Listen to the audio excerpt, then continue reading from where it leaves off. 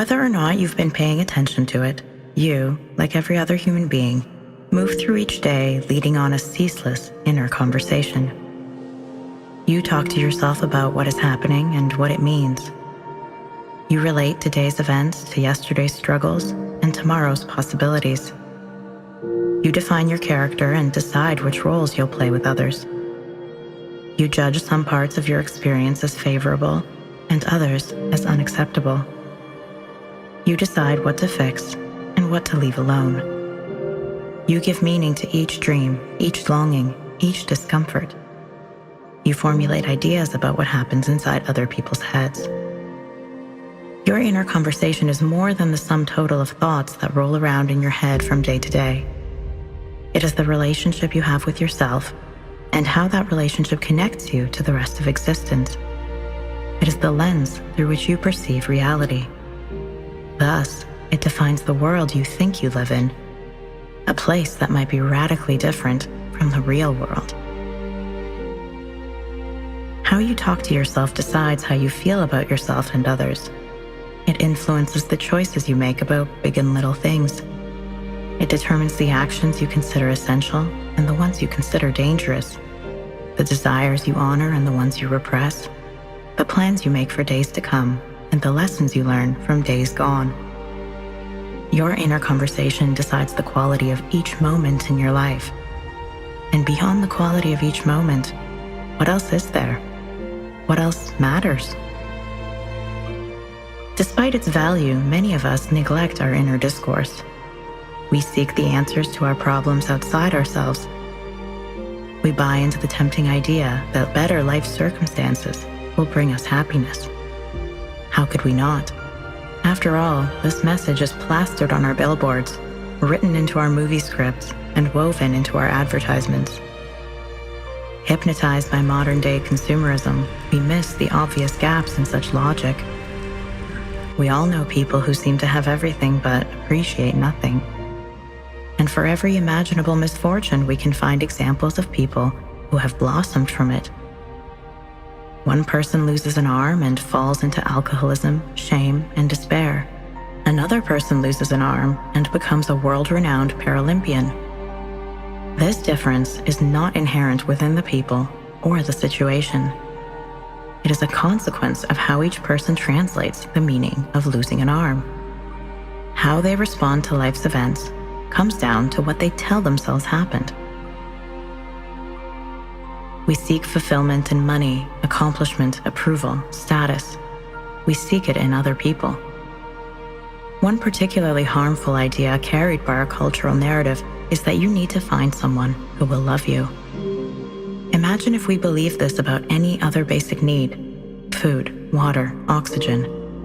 If you needed another person to provide you with those, you'd be considered dependent, if not disabled. Yet we so willingly put ourselves into this state with love. If someone else notices our qualities and talents, we think those parts of us must be worthwhile. Our potential floats like an island in the sea, uncharted, unexplored. We long for someone to discover us, admire us, colonize us. But why must it be another person? Why can't you sail that voyage and explore yourself?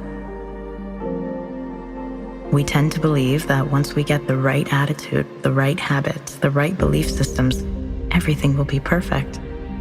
We place happiness into the hands of some future event, and we use ourselves to reach it. We think we're looking within, but we're still dabbling near the surface, objectifying ourselves and then becoming frustrated when those objects do not bend to our will. Our ideas about what lies within us keep us from open-minded self-exploration. Our unmasked selves do not look as we think they should. So we try our best to keep them out of sight. We hide from others, and we hide from ourselves. We neglect the gold mines of potential within us because we're too busy trying to make ourselves perfect. We overlook our deepest possibilities while we search for joy in shallow waters. But no amount of money, accomplishment, or romance will bring you joy until you learn to talk to yourself about joy, or until you stop talking yourself out of it. To journey into your inner conversation, you must go deeper than you have ever gone before. Any of us can notice negative self-talk patterns or note the stories we make up about other people. But changing these patterns is possible only for those who see the whole picture. The inner conversation is like a forest. You might read a book about gathering tree sap or avoiding poisonous snakes, and that might be helpful. But when you get out there, the wilderness will not contort itself to match your knowledge about it. It will be as it is. Therefore, you must do the contorting. Here we meet self-awareness. When I use this term, I am referring to the practice of trying to observe yourself as you are, and not just how you imagine yourself to be. If you do not call this self-awareness, that is all right. And if this is not how you define self-awareness, that is all right too. You are entitled to your definitions. I'm not here to change them. I'm here to communicate something to you. You can embrace my definitions without surrendering yours. Words, after all, have no inherent meaning. Awareness is a process of seeking truth. The inner conversation is the place we're going to explore. A truth seeker needs both, to know how to look and where to look. Without self-awareness, you can only go so deep into your inner conversation. You can only hear so much. You can only change so much. A person who doesn't understand flowers might tug on them to make them grow. A person who doesn't speak the language of some place might misread the local sentiments and intentions. Yet you are already such a flower, and your inner locals, your emotions, your body, your thoughts, are already speaking to you. If you don't learn the language of your experience, then how can you understand yourself? How can you help yourself? Everything you need for our adventure is already within you. Look. Look within. Not with an agenda, but with curiosity. Look with love.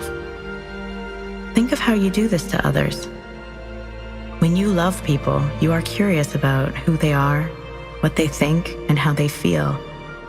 You watch them closely, wondering about their experience and what you can do to make it more enjoyable.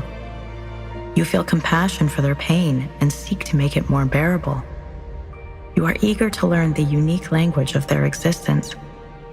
You want to understand them, inspire them, heal them. What if you could look at yourself this way? The curiosity with which you ponder the people you love assumes that they're worth exploring. Do you presume the same about yourself? Do you know how many undiscovered riches there are in your experience? Throughout your life, you have embraced some things and you have abandoned others. You have been assertive and you have been calm. You have listened and you have spoken. So you already know how to hold on, let go, speak up, shut up, light up, and calm down. You don't need anyone to tell you what to do. You can figure that out for yourself. If only you can unleash your wild curiosity about the mysteries within you.